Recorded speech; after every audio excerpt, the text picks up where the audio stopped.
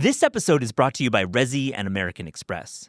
Resy is a digital platform that connects restaurants to restaurant lovers by elevating dining experiences, providing original industry content, and helping to fill some of the country's most exciting dining rooms. Because restaurants have always been more than just places to eat. The amazing world of restaurants is just a few taps away in the Resy app and at resy.com. Hey friends, this is Audie Cornish, host of CNN This Morning and The Assignment, and guess what?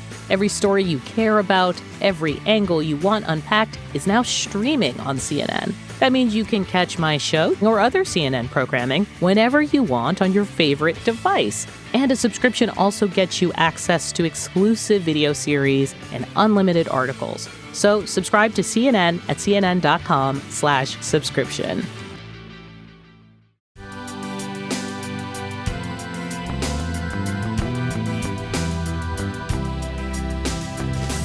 Nobody who studies wine enough would ever call themselves a wine expert. So anyone who does say, "Oh, I'm a wine expert," it's just a big red flag. Is that just from the mentality of like the more you know, the more there is to know? Yes, exactly. And wine is not meant to be conquered. It's a journey. This is Taste. I'm your host, Eliza Barbanel. Jordan Salcito is an award-winning sommelier turned entrepreneur based in Paris. After working as a somm at 11 Madison Park and overseeing the beverage programs for the Momofuku Group, she launched the canned spritz brand Ramona. Now she's sharing all of her considerable wine wisdom in a new book, Smart Mouth. It's so fun to have Jordan in the studio to talk about her career and her distinct POV on all things wine. Also on the show, we have a really fun conversation with Ari Collender. Ari is a 20-year veteran of some of the top seafood restaurants in America, a James Beard semifinalist, and opened his first restaurant, Found Oyster, in Los Angeles in 2019. Found Oyster is a Los Angeles sensation and fully original. Casual and precise, the cooking hones Ari's deep passion for serving the finest seafood available. He also operates Queen's Raw Bar and Grill and joins the show to talk about the top 5 restaurants that inspired his career. I hope you enjoyed this episode. Jordan Salcito, this is Taste. Thank you for coming on the podcast. Eliza, I'm so happy to be here. Thank you so much for having me. It's really fun. I had such a great time reading your book, and I'm excited to get into all of that. But before we talk about the book, I want to get just a little bit of background and insight into who you are. I have like the obvious wine question, which is how you first fell in love with wine. Of course. Okay, so I think it was sort of two-pronged. There was the sort of subconscious aspect, which was my father, whose own father died when he was young, 13 years old.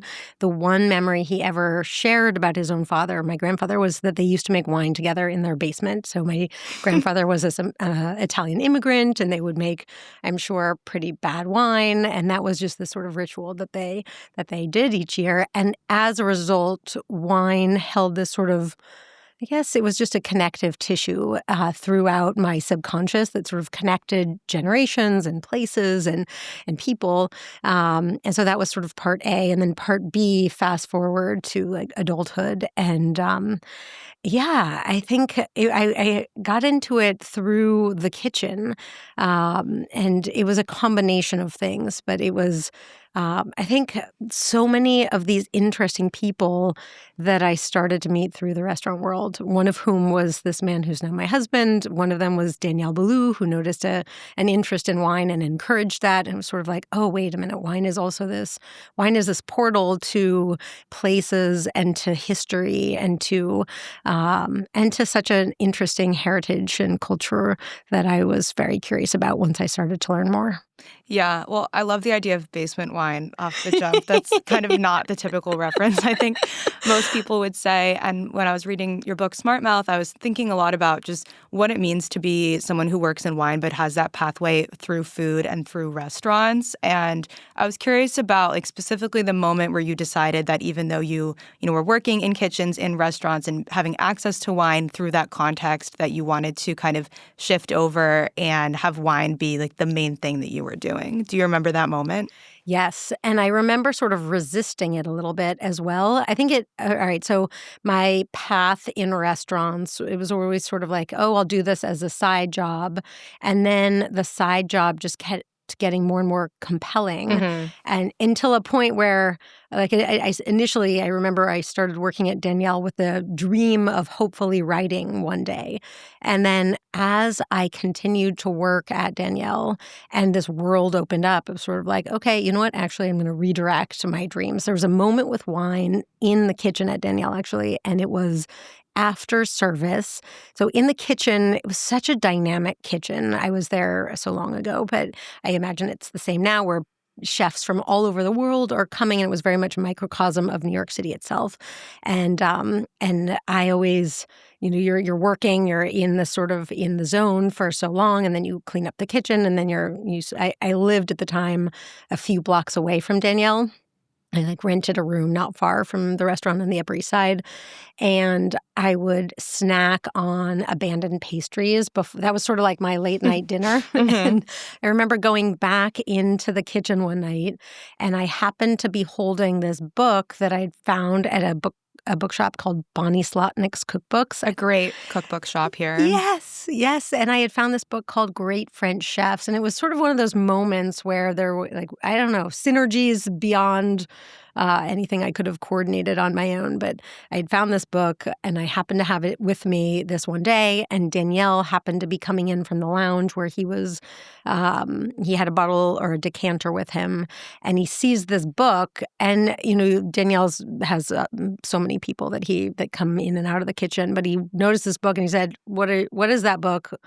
And who are you?" Yeah. What are you doing in my kitchen? What are you doing in my kitchen? Exactly. And I said, oh, I'm the stagiaire. And at the time, one of my jobs was wrapping the black bass paupiette in potato scales.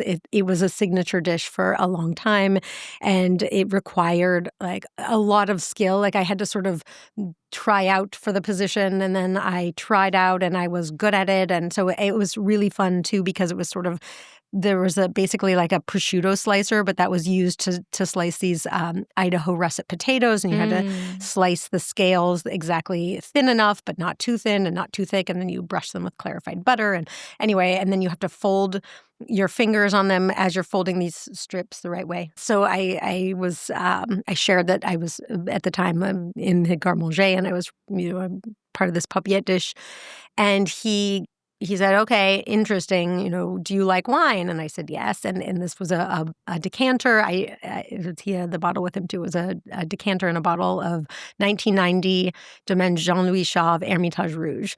And he poured me a glass, and it was so remarkable. It was one of those sort of soul-jolting wines where you feel it in your bones how special this wine is. And he takes the book and he starts flipping through, and he comes to a page on the red mullet with potato scales from, I believe it was Paul Bocuse. And then his eyes light up, and he starts to tell me that the black bass paupiette was actually derived from and inspired by this red mullet with potato scales that he learned to cook in between this sort of, not gap year, but effectively like a gap year between working at Le Cirque and running that kitchen, and then before opening his own restaurant. So that was just this crazy moment. And I think ever since then, I was on his radar of okay, this person cares. This person is bringing books and reading them late night. Anyway, he sort of then, I was on his radar, and an opportunity to cook at this restaurant or this wine event called the La Poule de Neige came up, and this would have been 2006, January. And I got invited to, I was encouraged to ask to be part of that event. And it was great, yes. And for a minute I was on, and then I guess the PR team heard about it, and they're what are we doing with this intern on the P&L, like, no way. And I was like, okay, if I can get myself there and I want to be able to work, I want to be able to volunteer, can I be part of this? And they said yes.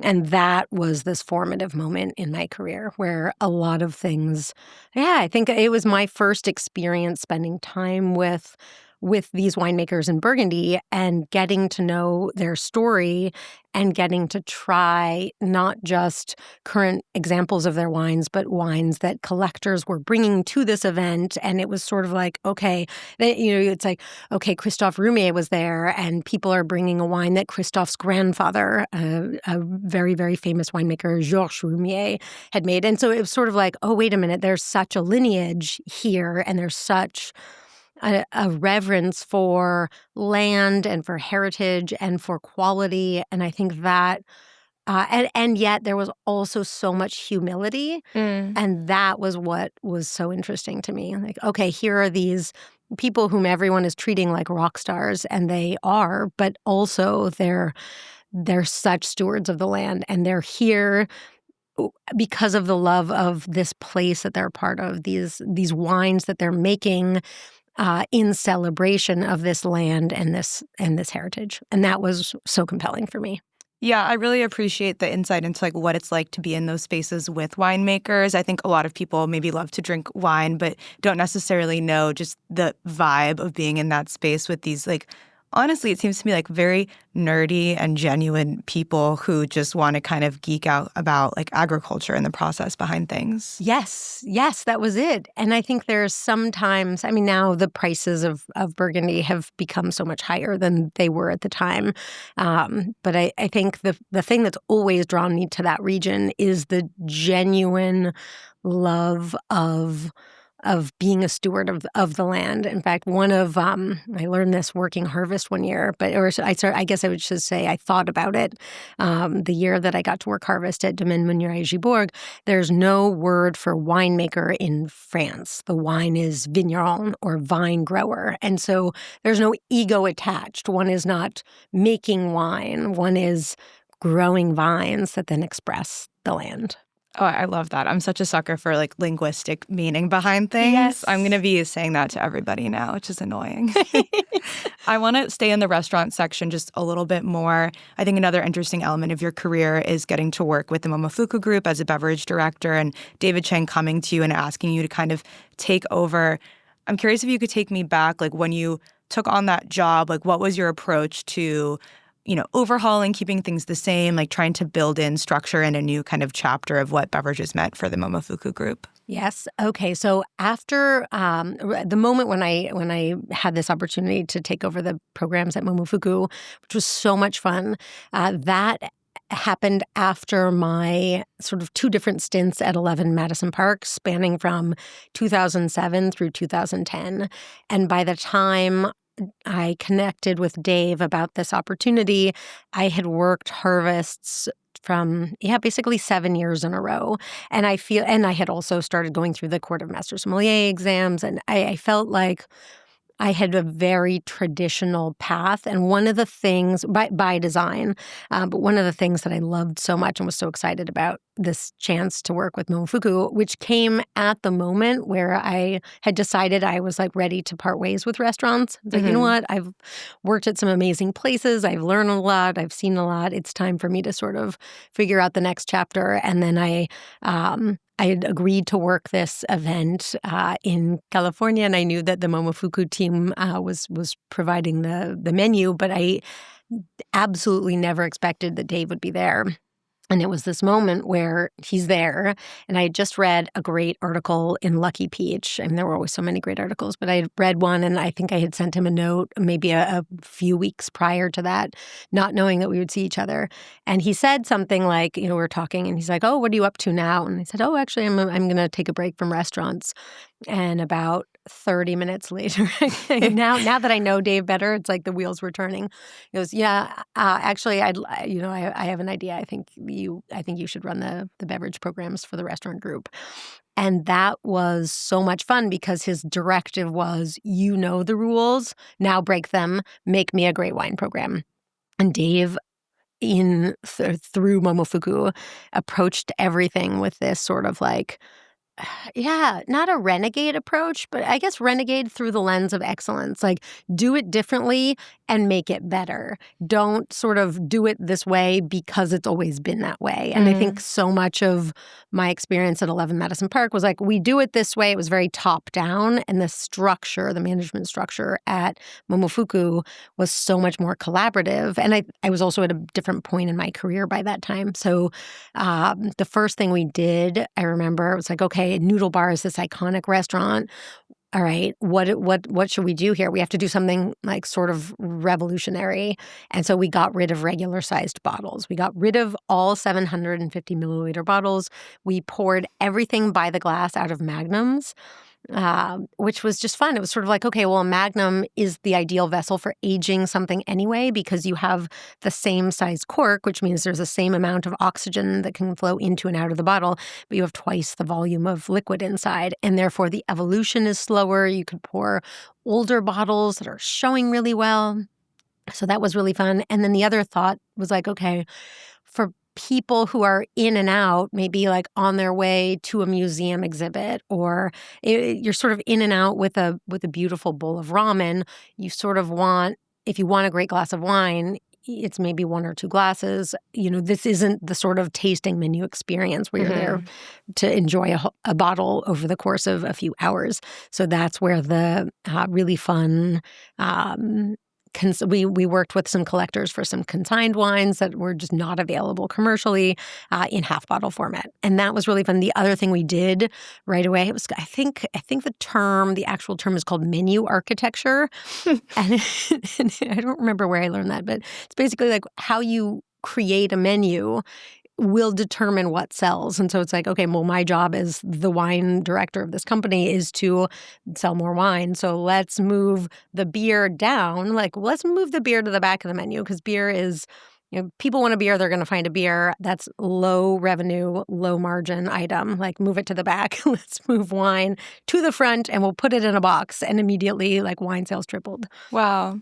I love even just the idea behind the magnums. I think maybe on first glance, it's a little bit of like a stunt kind of also, right? That you can like have a glass from a Magnum that like most people are probably not going to buy a Magnum for themselves at home. But then you getting into how the structure of the bottle and the cork size, like the fact that it really does impact taste, like that's the kind of wine nerd knowledge that I was really picking up on while reading Smart Mouth, that I thought was just like so cool to get to have someone who can kind of go surface level, go deep at the same time. Oh, that's such a compliment. Thank you so much.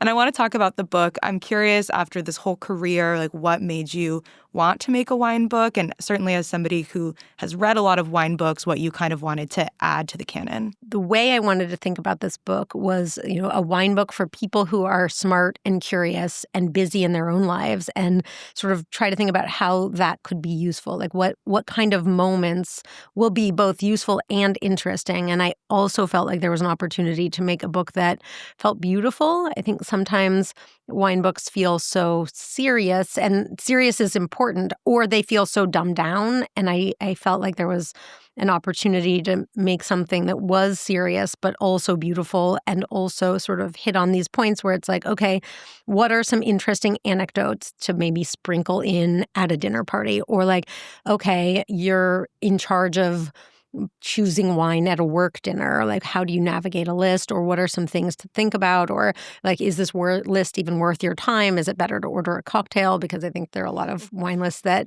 I'm not going to drink wine off of a certain lists that I know were sort of written by a liquor rep. So I think that was information I felt like industry people knew, and I knew because I'm in the industry, but that never got spoken about outside of these sort of smaller circles, and that I could add value to people. This episode is brought to you by Our Place. Are you still using the set of pots and pans bought on sale at Bed Bath & Beyond during the first Obama administration? It might be time for an upgrade. I recently went on a search for the perfect sauté pan and landed on the Our Place website. I liked how their cookware looked, minimal and functional, with a color palette that matched my own aesthetic. And I really liked that they make better kitchen products that are simply better for you. Our Place makes high-performance, toxin-free cookware. It's that simple. Their products are made without forever chemicals like PFAS and PTFEs. I had to Google that, and man, that stuff is nasty. So you can cook confidently without wondering what's in your pan. Stop cooking with toxic cookware and upgrade to Our Place today. Visit FromOurPlace.com/taste and use code TASTE for 10% off site-wide. With a 100-day risk-free trial, free shipping and returns, you can experience this game-changing cookware with zero risk. That's FromOurPlace.com/taste and use code TASTE for 10% off site-wide. This episode is brought to you by Tempo. Now, we are all really busy this time of year, and cooking sometimes is not an option, though we crave a healthy, creative, home-cooked meal that an Uber Eats delivery or slice of pizza isn't going to satisfy. Tempo is a smart solution. Creative and always interesting, arriving at your door, perfectly portioned for lunch and dinner, and ready to eat in 2 minutes.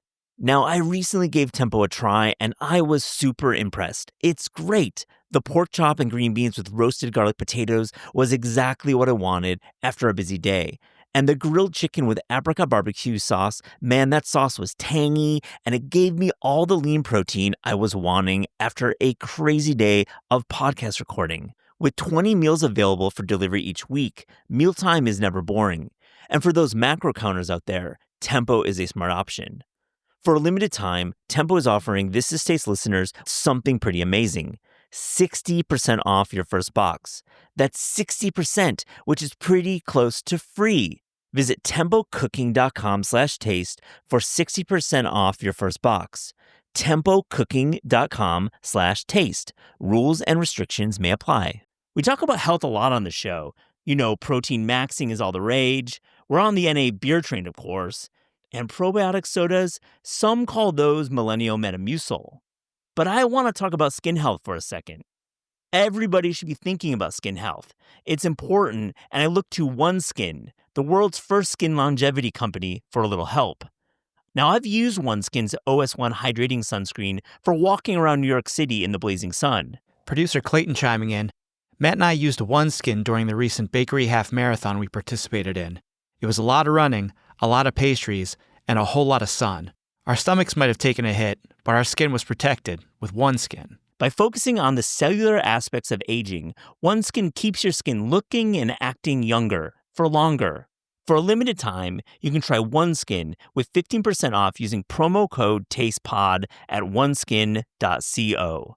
That's 15% off using code TASTEPOD. By sharing that. Yeah, definitely. And maybe broad strokes, like how is the book broken up? What are the sections? Yes. Okay. All right. So we start with tasting, which was a great idea from a woman named Gabby Urenos.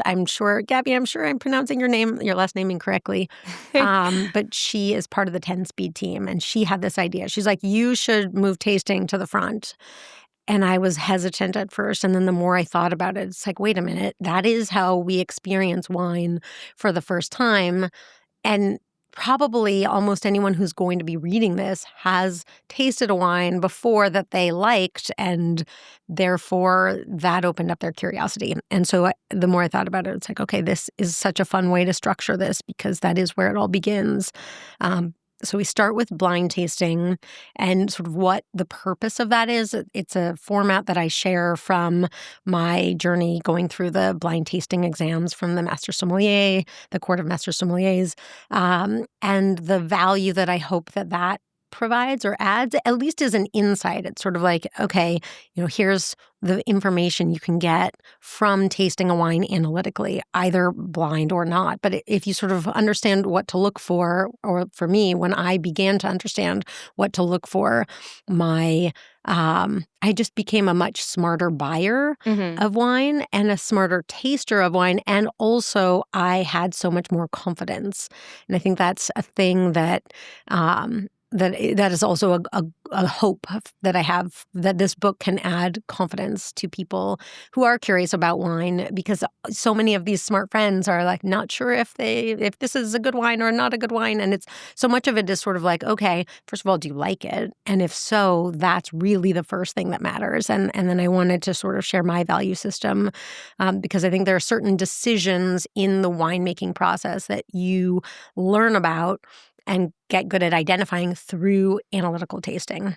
Yeah, I think not to spend forever on tasting, but I found this section really interesting because you are talking analytically about the different kind of qualities that a wine might have. And I think I've certainly spent a lot of time on the smell and the taste of a wine, but you talk about structure, which is like honestly like the chemical makeup of the wine almost, and also the way the wine looks in the glass. Yes. Could you maybe briefly touch on like why those qualities also kind of give you useful information when you're tasting? Sure. Okay. So when I failed my advanced exam tasting, and then I passed it on the first try for the master's exam. And this is thanks to this guy, a master sommelier named Jay Fletcher.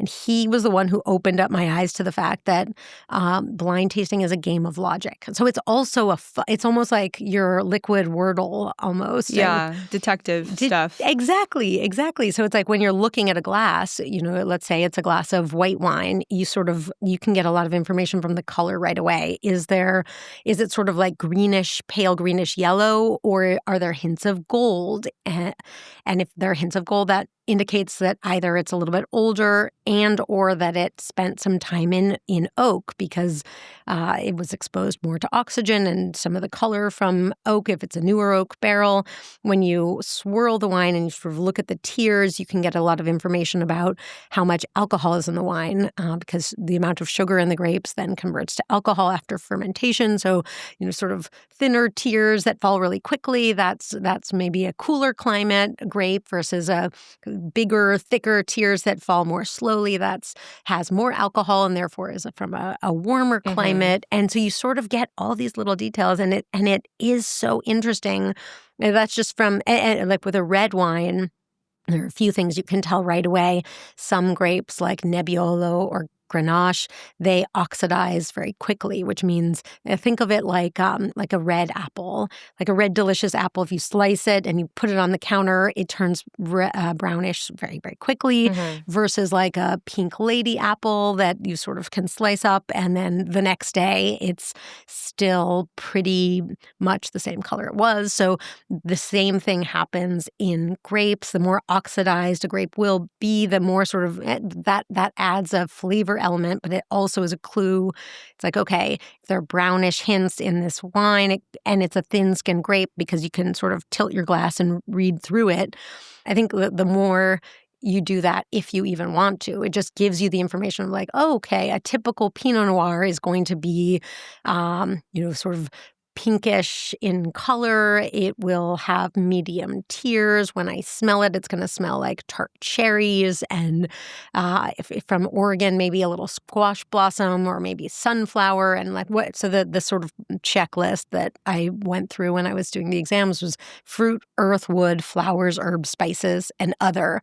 And then once you get good at doing that, which, by the way, this is just one process, of course, and you don't even need to learn this. But I think for me, it just, the more I did, the more adept I got at identifying wines and the more reference points I had. So it's like, okay, this is a Pinot Noir, but it's like inky and black. I'm like, what is even in this? Like, why is it 16% alcohol? What kind of region was this grown in? Or what other things are people secretly adding to it? Or just also building up your profile where it's like, okay, that's not my style. Like that's a style for some people, but that's not what resonates with me. I want something that's more, indicative of a sense of place and more herbaceous and maybe less high in alcohol. And so I think just getting a sense of typicity is useful or was useful for me, but also... Wait, I don't know that word, typicity? Oh, yes. Okay. Typicity, like what is typical of certain grapes. So that's not even a wine word. It's just a word I don't know. But it's used, I feel like I use it most often in terms of in a wine context. So Yes, you hall pass, totally. Okay, thank you. I feel like you're like my wine therapist right now, to be honest, the way we're sitting in these chairs across from each other. I'm very honored. So this is like some of the detail people can get in the tasting chapter. What are some of the later chapters of the book? Yes, of course. All right. So there's a how to use this book. One of my favorite pages is the page on wine experts. I don't know. It like came to me one night, and I was. Well, you're basically saying like if someone says they're a wine expert, then don't listen trust to them. Please don't. I mean, nobody who studies wine enough would ever call themselves a wine expert. So anyone who does say, "Oh, I'm a wine expert," it's just a big red flag. Is that just from the mentality of like there's always the more you know, the more there is to know? Yes, exactly. And wine is not meant to be conquered. It's a journey. So, yeah, choose curiosity, I think, is always a good motto. That said, the more curiosity you have, then you get your reference points, and then you'll find your own sort of preferences within that. Yeah, it is possible to know more than you've previously known. Yes. Let's see, what else do we have? We have chapters about New World and Old World, and we put those in quotes because there is now so much. There are old world values in the new world, and there's now new world technology in the old world. But still, there are these, there are these sort of different philosophies. And let's say 10, 20 years ago, New World meant California or U.S., Australia, New Zealand, South Africa. We go into this in more detail. It's sort of like, I think it's like post-16th century counts as New World, but really these industries didn't get rolling until much more recently, versus Old World is sort of Europe and the Mediterranean basin, Greece, Italy. Grapes initially came from Lebanon. It was the Phoenicians who started spreading this around, including to Greece. And then Greece, thanks to Greece, Italy became very competent with viticulture. And then the Roman army, thanks to the Roman army, there are vines throughout Europe. So I think the history was always important to me and always interesting to me, because so much of anything it's sort of like, how did we get here? Where are we and how did we get here? And what does that mean for where we want to go? But I would say like New World and Old World, one of the things that I was so grateful for as I was sort of researching and writing this book was Jancis Robinson in the Oxford Companion to Wine has this definition where she defines New World as very technology-driven and sort of guided by technology, which is so true. Like University of California at Davis is very technologically oriented and all about sort of, how can we use technology to make better wine, which is, as I learned when I took an intro to winemaking course through that university, it was so sort of propaganda driven in my experience. It was like, and there's no such thing as indigenous yeasts. You have to go to the yeast store and you can buy whichever yeast you want. It's like, having worked in Burgundy and seen that was untrue, it's like, what is going on here? This is such propaganda. By the same token, a lot of New World technological advances have uncovered the science behind things that were sort of enshrouded in mystery, such as Brettanomyces is a yeast strain responsible for that sort of barnyard smell that was always like, oh, it's just barnyard, it's part of the terroir. And it's like, actually, that's a yeast strain called Brettanomyces, and if it gets overpowering, a lot of people don't like it. Some people like it a little bit here and there. But this sort of idea of Old World being more land-driven and New World being more technology-driven, and that as a sort of root framing for Old and New World, with, of course, plenty of overlap now. What else do we go into? We go into how it gets from the winery into your glass. And I think one of the things that has been so interesting for me as a winemaker, and also winemaker as a spritz maker, but also like working harvest in different wineries.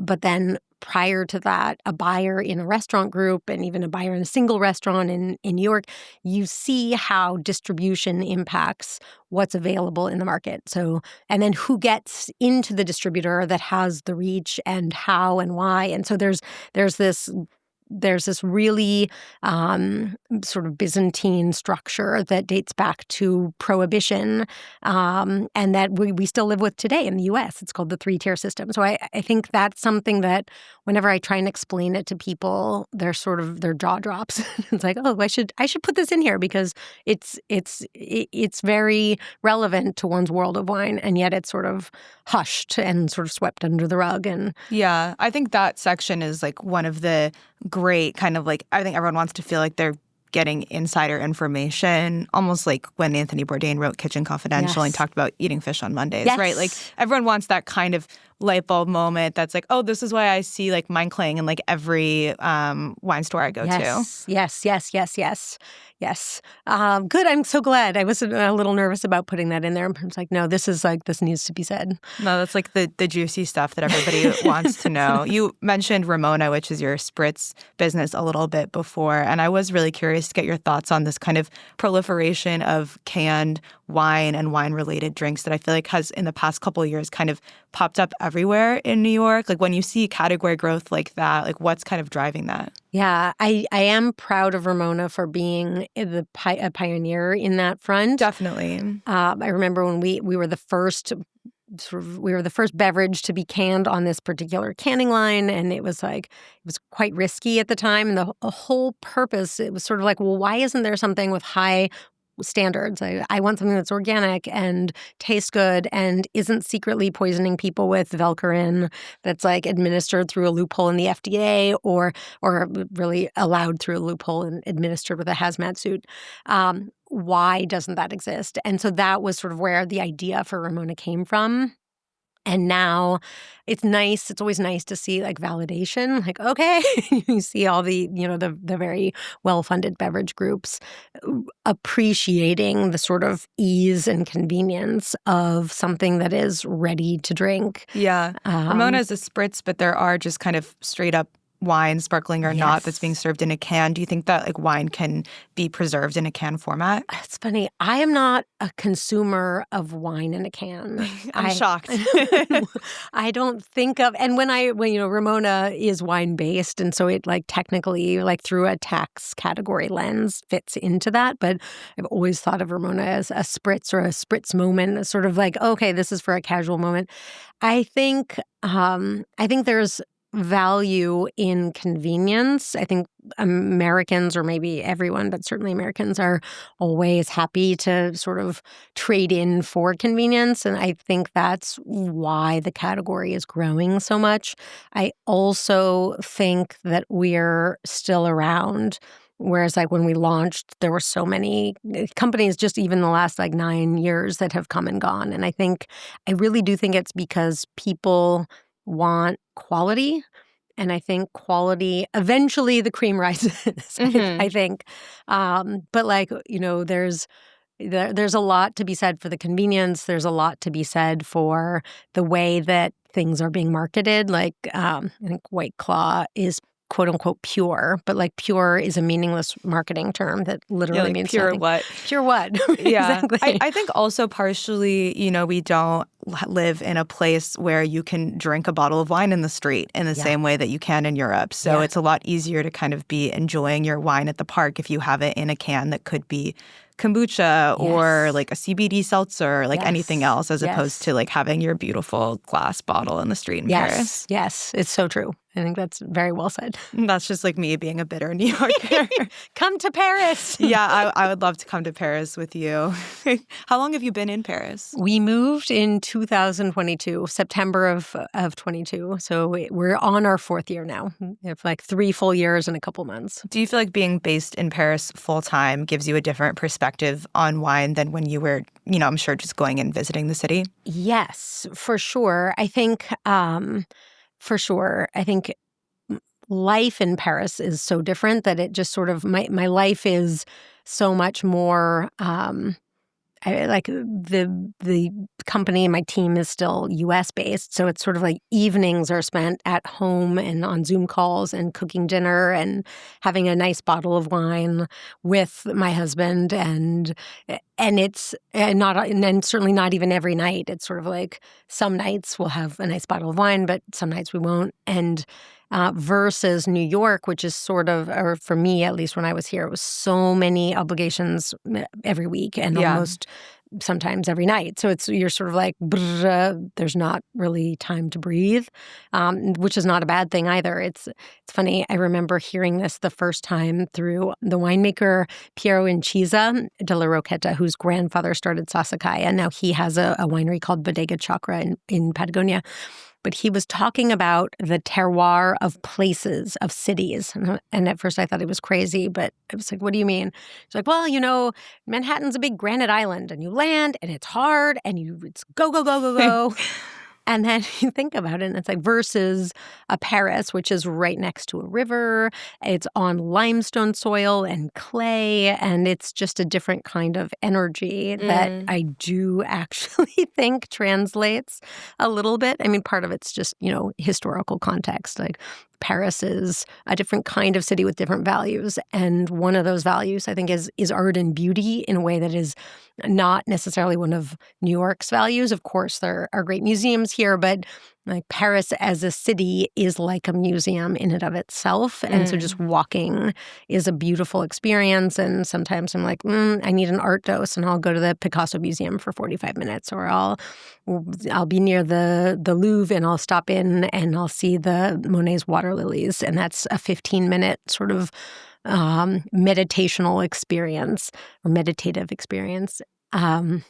And it's just different. But I think as a result, my values, not that they're shifting, but I'm sort of getting a chance to clarify, because it's the pace is a different pace in a way that has given me the opportunity to reflect so much more on past, present, and future versus New York felt, especially, working in restaurants in New York, there's really no minute off. You're sort of on all the time. The pace is totally different. I see what you mean. I always remind people that New York is an island, but we're like Manhattan is the least chill island of all of them, probably. Totally is. You're right. It's the opposite of Sicily. Yeah. Maybe in some way in the summer it gets there. Just on this moment of reflection in the book, you write a little bit about kind of choosing to step away from working in restaurants, partially due to your experience taking the Master Somm evaluation. And there's been a lot in the news, and I'm sure just kind of discourse in the industry about just the issues with that program. And I'm curious,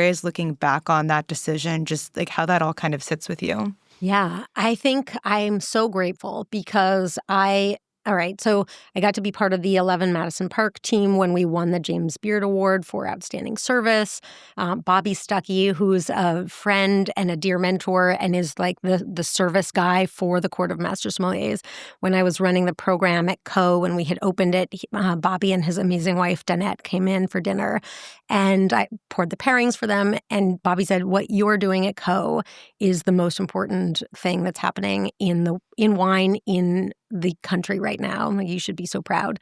And that was such a compliment. And so I would say service is something that I have at that point in my life when I took this exam, I had a lot of experience with. And I'd also at that point taken the exam twice and failed because I should have both times. Like one time I didn't study hard enough and I should have studied more, and then I learned that lesson. Another time I ran out of time. And so by the third time I practiced, I was like locked myself in this sort of cocoon for the entire month prior. I mean, I went to work, but when I was not working, I was either doing timed exams, I was visualizing as I went to sleep my service exam. So fast forward to the third and final time. So the way that the exam was structured at the time is I was sort of the last class of getting to take all three parts and then getting 3 years to pass these three parts. And so the first time I passed the blind tasting exam on the first try, and that qualified me for the sort of 2 more years to pass the 2 other parts, the service practical and the theory exam.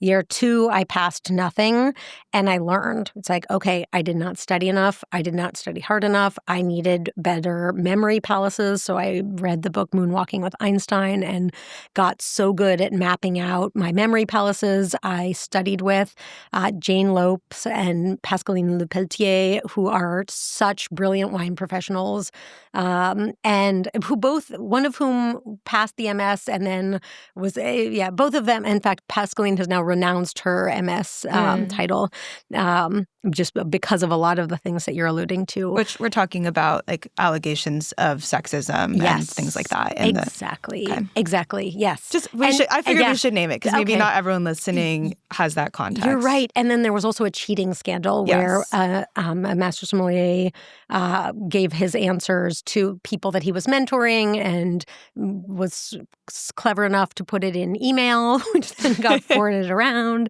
And then the way that was handled at the top was really interesting. They sort of just took the title away from everyone without actually doing the sort of research into who had received that email and who hadn't, and sort of stripping away this title that some people had earned, but then deciding, well, we're just going to take it away. And so there was sort of, I guess, a carelessness that was very evident. But my experience was, by the time I took this the 3rd time, the theory practical is you get asked 100 questions within an hour, and it's sort of rapid fire, and you have to get a number of them right. And I remember sitting in that room, and the times prior, it was like I would fumble and I would be nervous or I wouldn't know. And the 3rd time I passed the exam, and it was easy. I was like, okay, just one more to go. So I passed the blind tasting, passed the theory, and then I had the service practical. And what I did was exactly what I was just saying, the sort of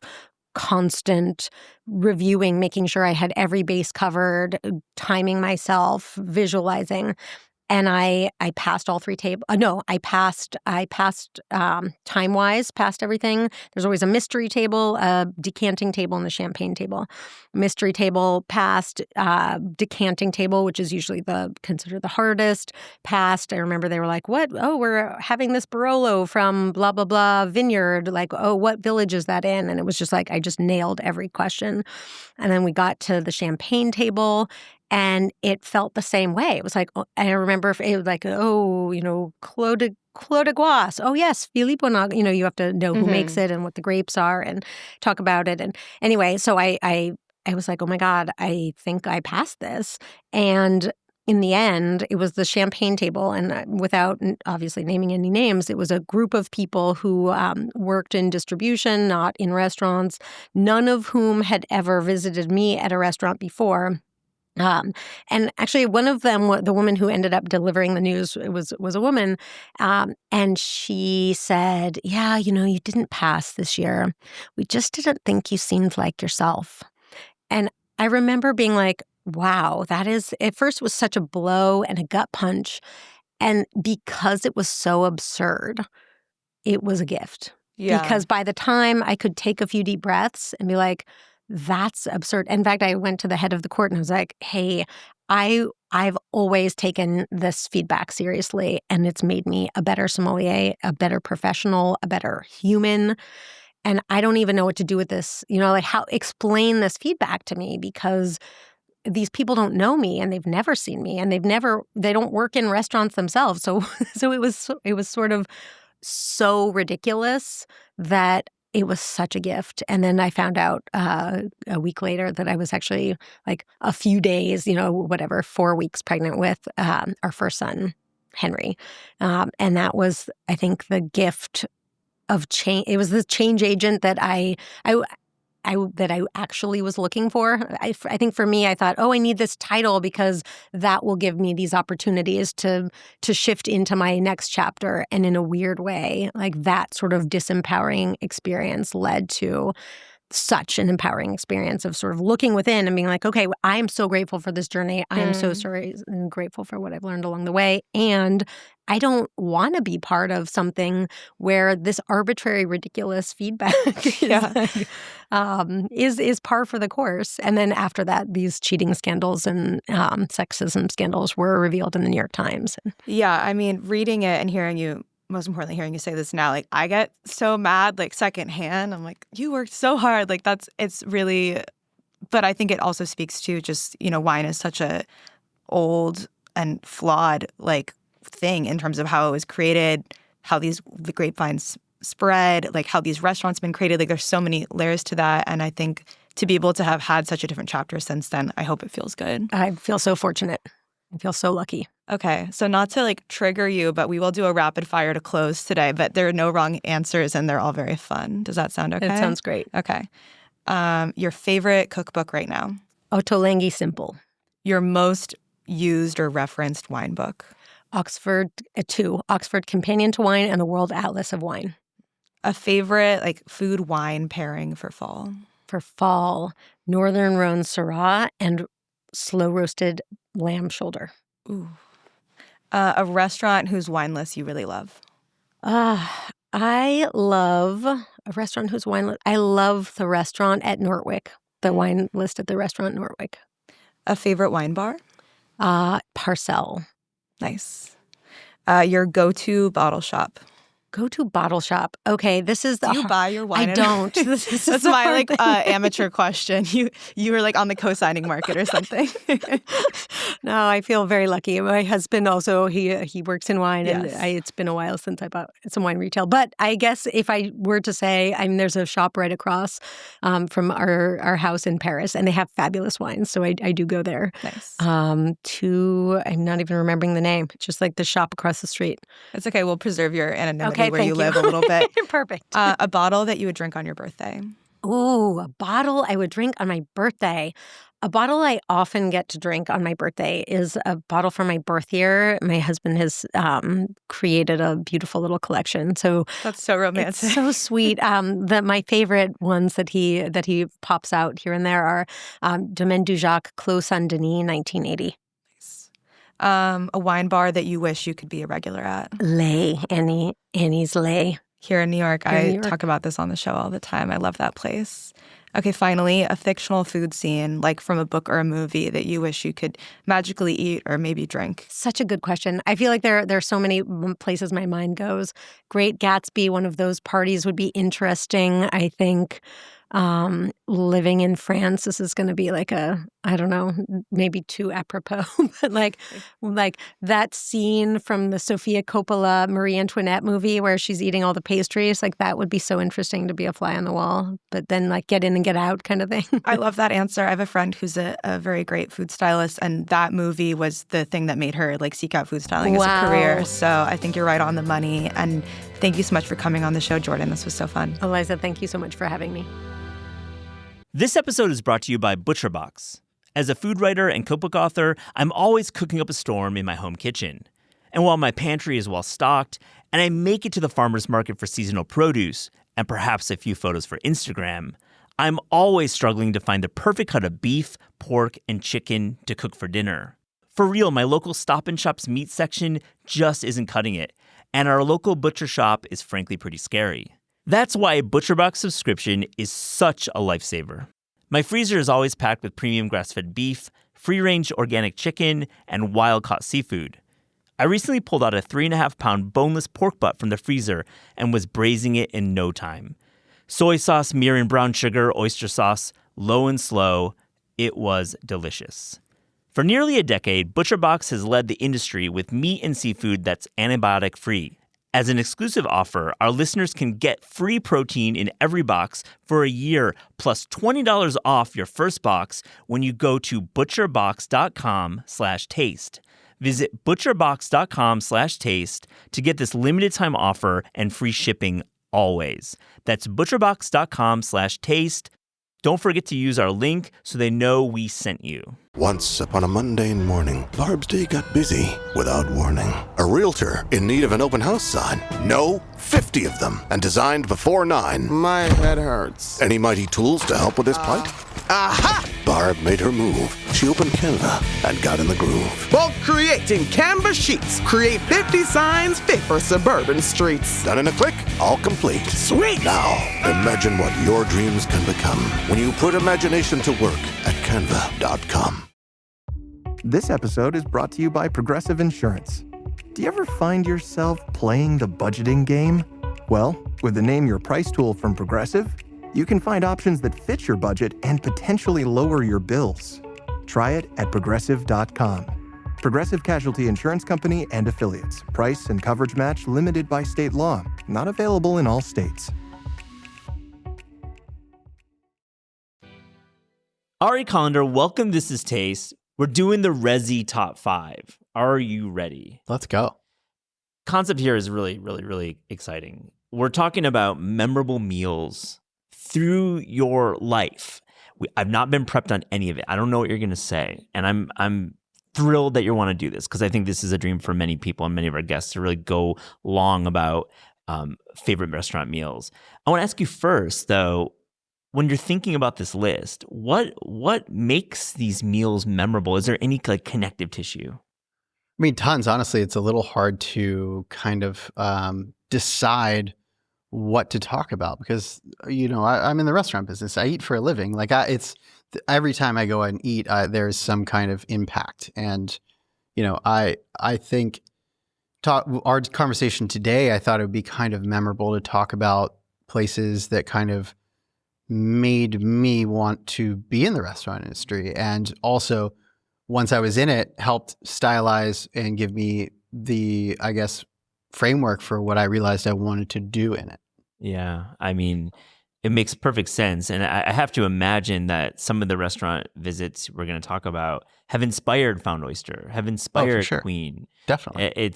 Tell me about when you're building these two restaurants, and you have other restaurants too, of course, but I'm going to focus on those two.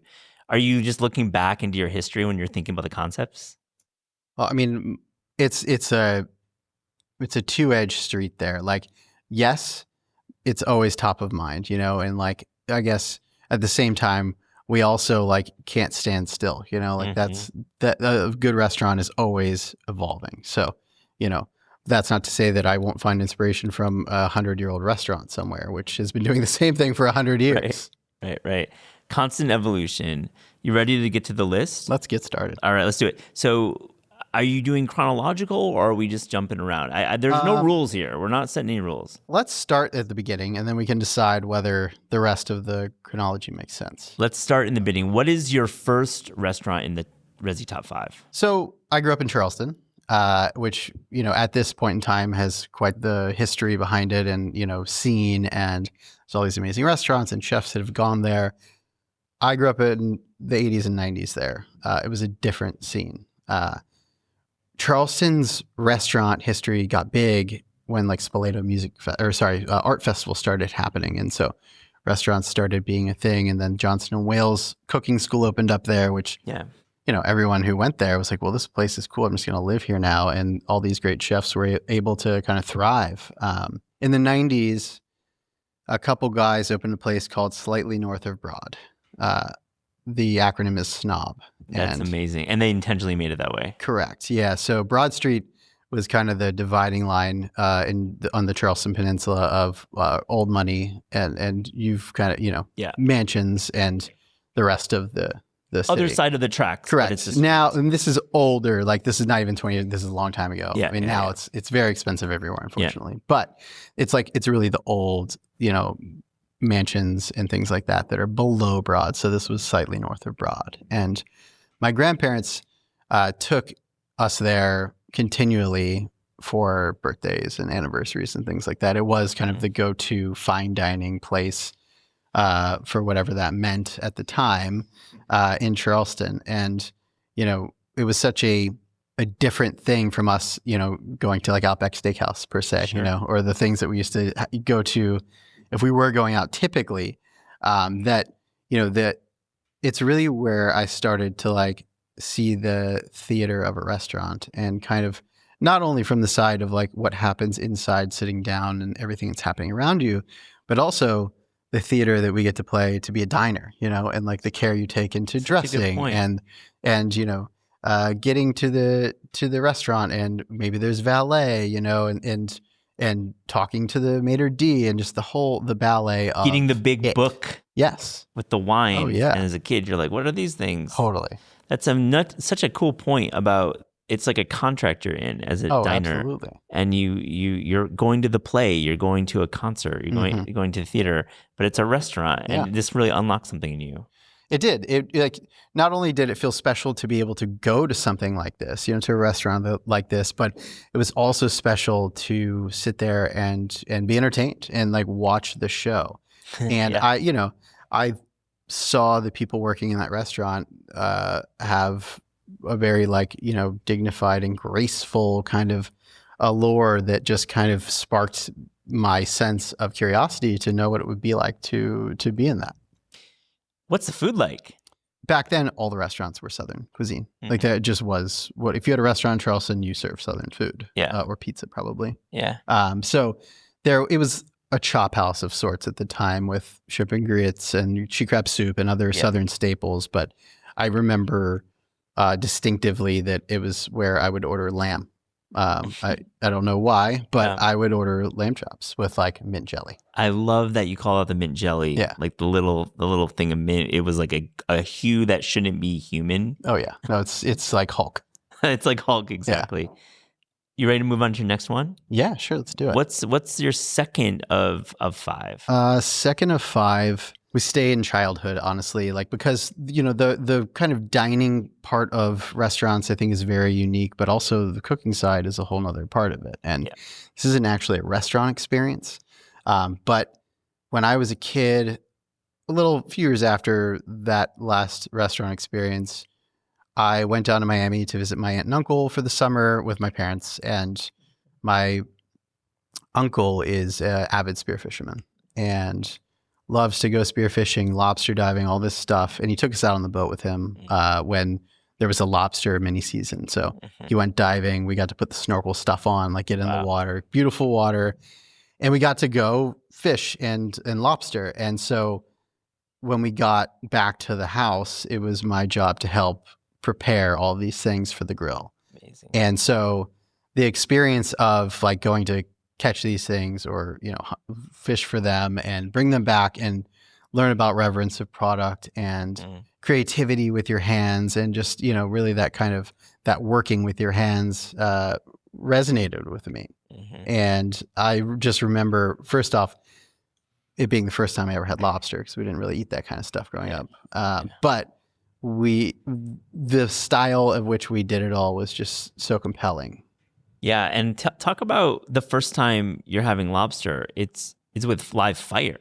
Yeah, it's not like a boiled lobster. No. It's not that, and that must have been interesting. No, I had to rip these lobsters in half when they were alive and de-shell them, and then put them on a grill and skewer them, do the whole thing. Yeah. It was primal. Yeah, sure. And what's the setup for your uncle? Is there like a light? Is there, obviously there's some lemon involved, but what else are you? Drawn butter. It was a very classic, simple situation. I think you chopped up some ginger and garlic and put it in the butter or something like that. Do you still do that today? Do you do little? Yeah, I'm not the biggest lobster fan, to be honest. I'd rather have crab or shrimp, but I think it's one of the better ways to have it. I like a little warm butter with aromatics. So right after this experience with my uncle, it was probably 2 years later when I got into high school and could legally work. Yeah. I got my first job and it was at a restaurant. So I kind of was following the path that I intended to be on. It was not as a cook, it was as a host. Yeah. I was this tall and they were like, you should just hand out menus. So I started there and worked my way through into the kitchen eventually, but that it was an inspiring time for sure. Tell us a little about the restaurant. I have to know your first restaurant. So it's a seafood restaurant back home on Meeting Street that is, an institution, and it's definitely, for the tourists. It's not it's not a fine dining restaurant in any means. But back then, the guy, Eli Hyman, he was getting fish deliveries from the fishermen every day. They would pull up the truck and he would go on there and I would watch him select through different fish that he would bring into the restaurant and scale and gut and do the whole thing, and it's just, I was in the right place at the right time to be seeing the pattern that I liked. And seeing just live fish in the fish butchery, which is such an important part of your restaurants in Los Angeles right now. Of course. Back to your top 5. Let's do number 3. So number 3, I decided to go to cooking school and ended up in LA. And my first job out of culinary school was at Providence. Yeah. I was 21. I had no idea what Providence was. I kind of lucked out into this. And my externship was meant to be at like a Norman Van Aken restaurant on Sunset Boulevard that like closed the week I was supposed to go. So my teacher gave me his best go at helping me out, and he got me an externship there. Wow. I had no idea what I was getting myself into. I just knew it was seafood. And I ate there probably a month after I started working there. Still not really knowing what to expect, because at the time it was just like you had little bites of things here and there, but you weren't eating these dishes that you get put together. And it was such a all-encompassing experience. My heart was filled with joy immediately, because I just knew I was in the right place again, like being able to learn how to create this food, working with seafood.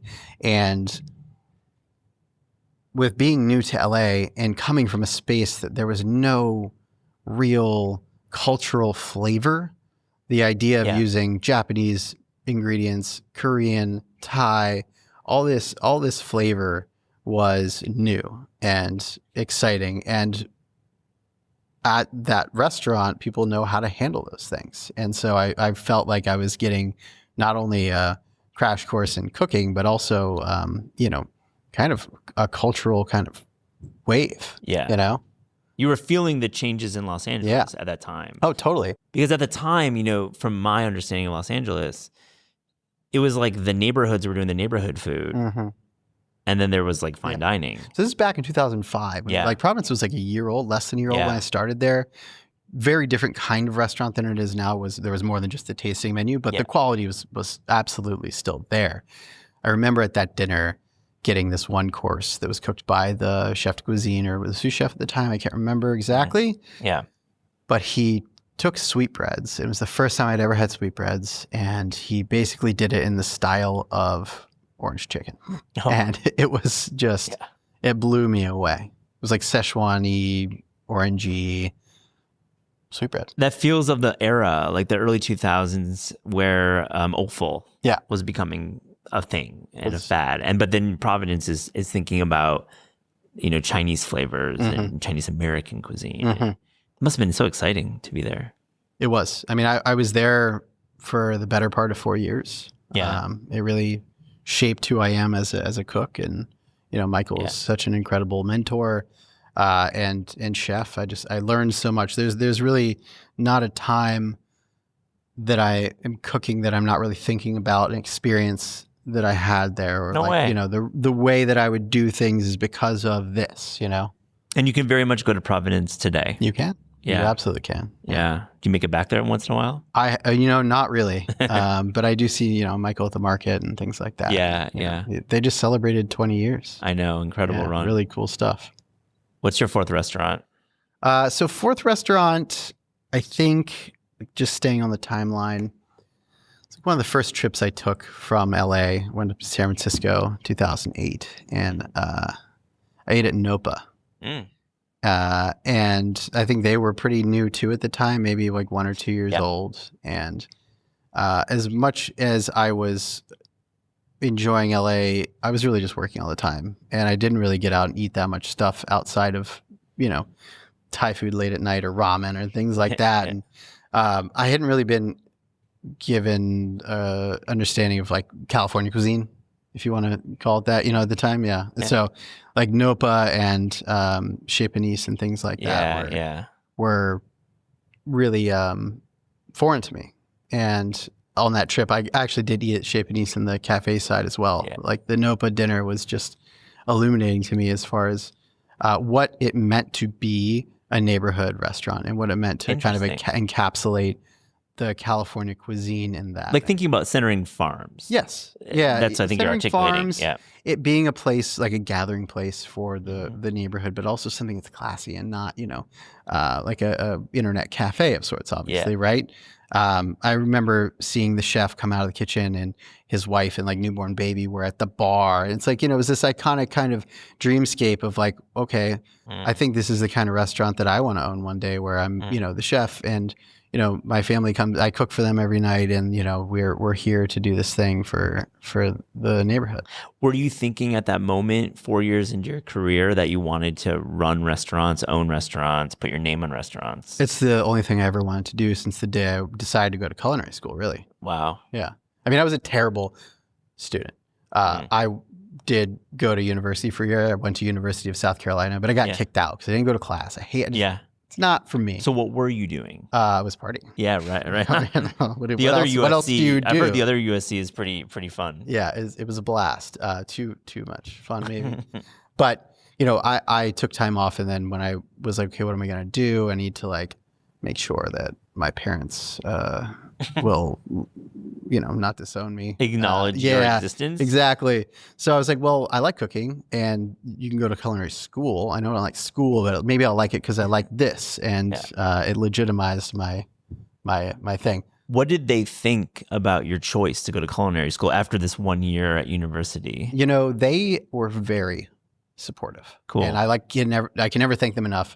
I know we'll talk about this later at some point, but I did come out with a cookbook this year about seafood, and they are in the I dedicated the book to them and their ability to support me in my decision to like do this, because it was a radical way of doing something 20 years ago. Yeah. This is before Top Chef, before that's why I'm asking. Next Food Network Star, all this stuff. Like I didn't have this thing where I was like looking at media or, things and being like, I want to emulate this. It was just kind of a feeling. It was like, it's what brought me joy. Last of your Resy top 5. So going back to Charleston, when I moved back in 2012 as an adult to open The Ordinary, I was able to experience that city and like what it really means to immerse yourself in the food there. I didn't do it growing up because we lived in a kosher household. And so shellfish was off the table, pork was off the table.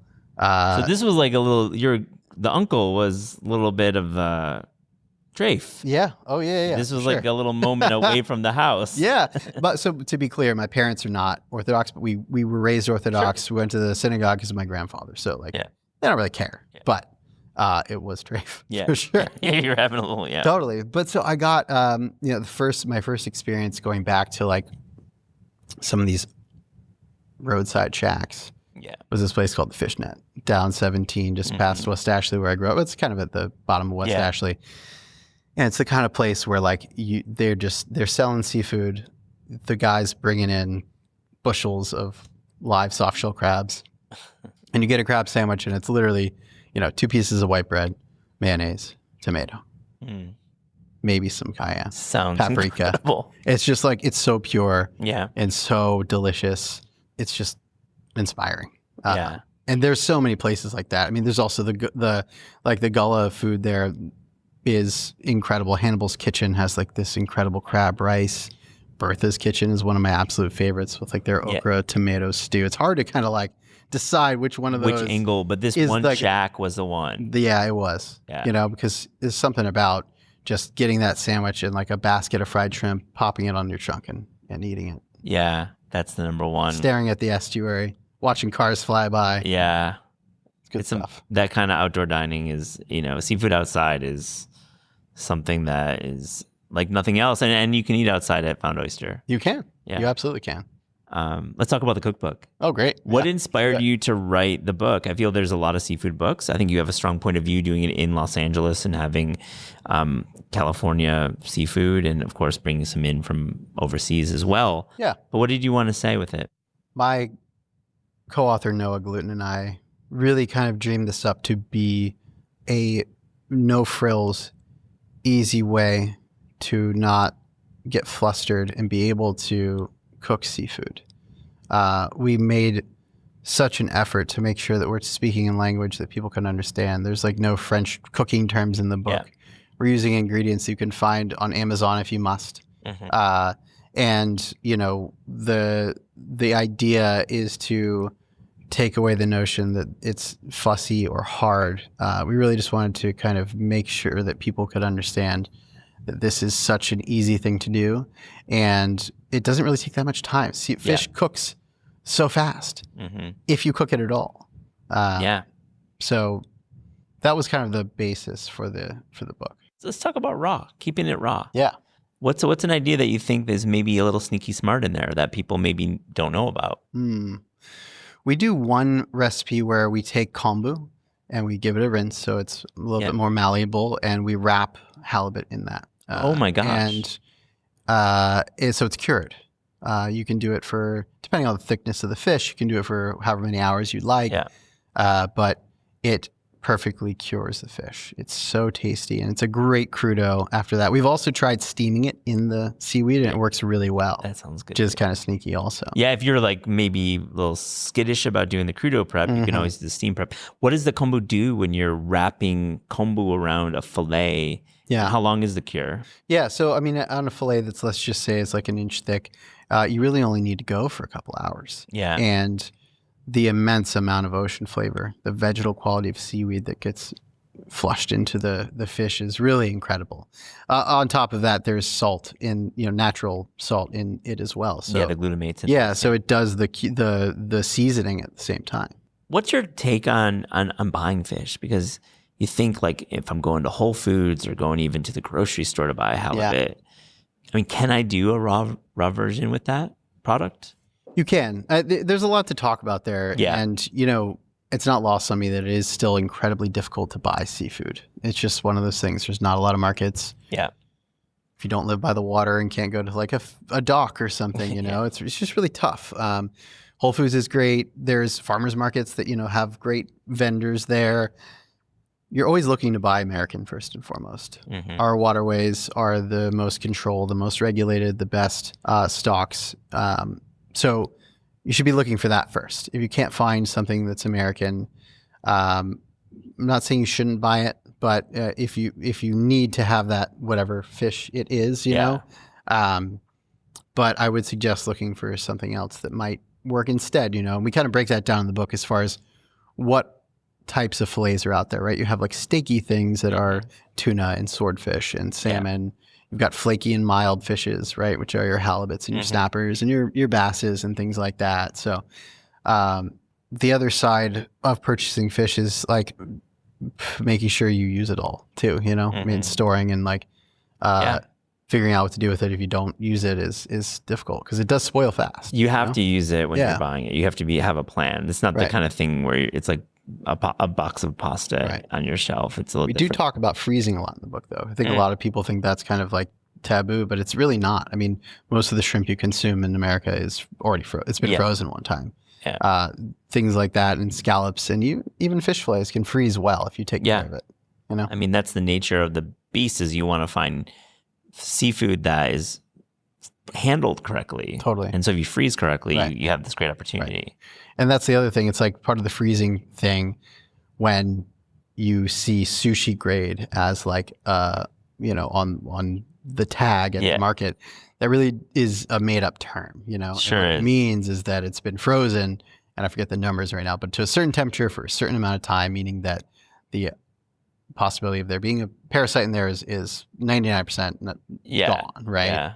Yeah. So it's like kind of a marketing thing. It's not like, not saying that piece of sushi grade tuna is better than the fresh piece of tuna that you can buy off the dock. Yeah. Oh, of course. I mean, if you're going to get off the dock, if you can get fresh catch, you obviously, if you're so lucky enough to have a waterway near you. My tip, though, getting back to your question about like, how do you know if it's safe to use for crudo maybe, is if it's in a case on the other side, talk to your person who's going to cut it or wrap it for you. And maybe they know how long it's been there, or, ask to see it, see if you can smell it, right? Like if it looks and smells delicious, then it will be. Yeah, I love that point. If you just smell the seafood and even out of when you've stored it, and it smells good, doesn't have that whiff of not good, you're safe. You can eat Exactly. it.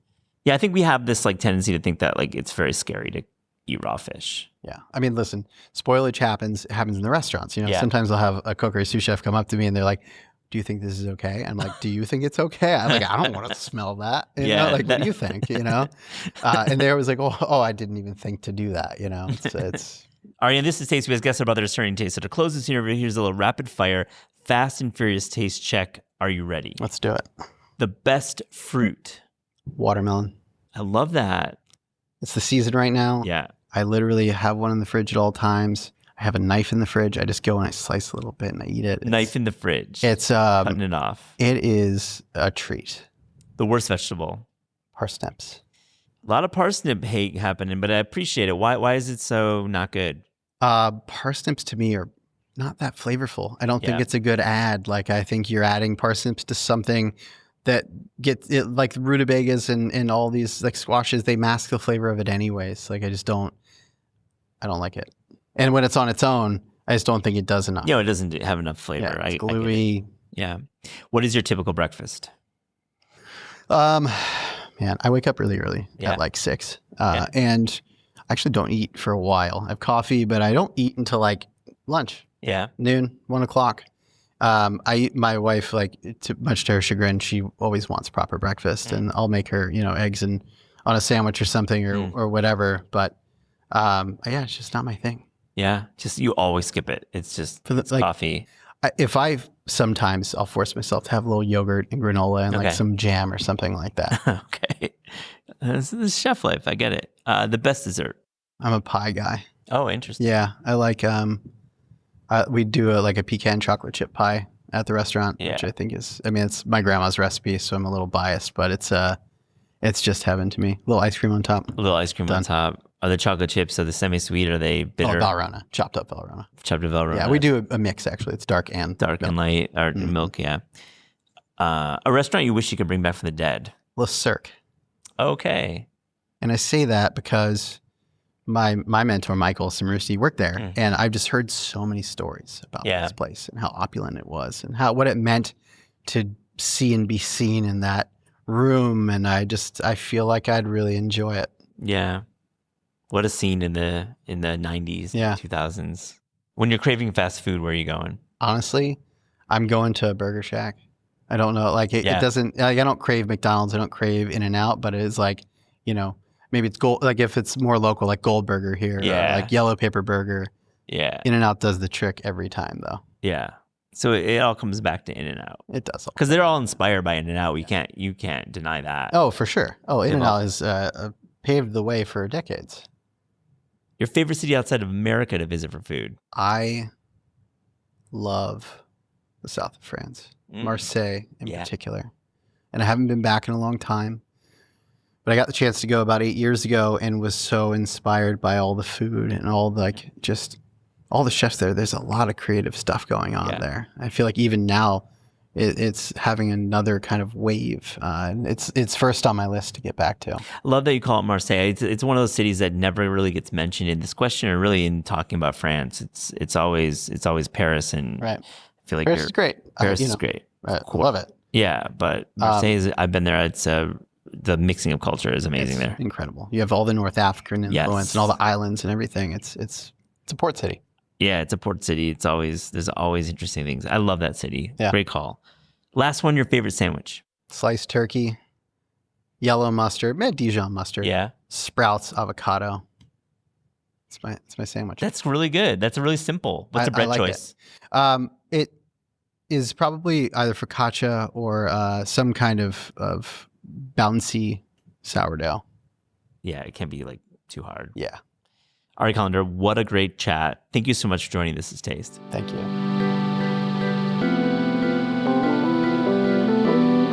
This is Taste is hosted and produced by Matt Rodbard and me, Eliza Abarbanel. The show is edited by lead producer Clayton Gumbert and supervised by Pat Stango, Director of Media Production and Development at Penguin Random House. Thanks to Shalia Harris and the production team at Penguin Random House. Theme music by Steve Rydell, logo and guest illustrations by Ellie Skurzat. Visit Taste online at tastecooking.com and make sure to subscribe to our newsletter to keep updated on all cool things in the world of taste.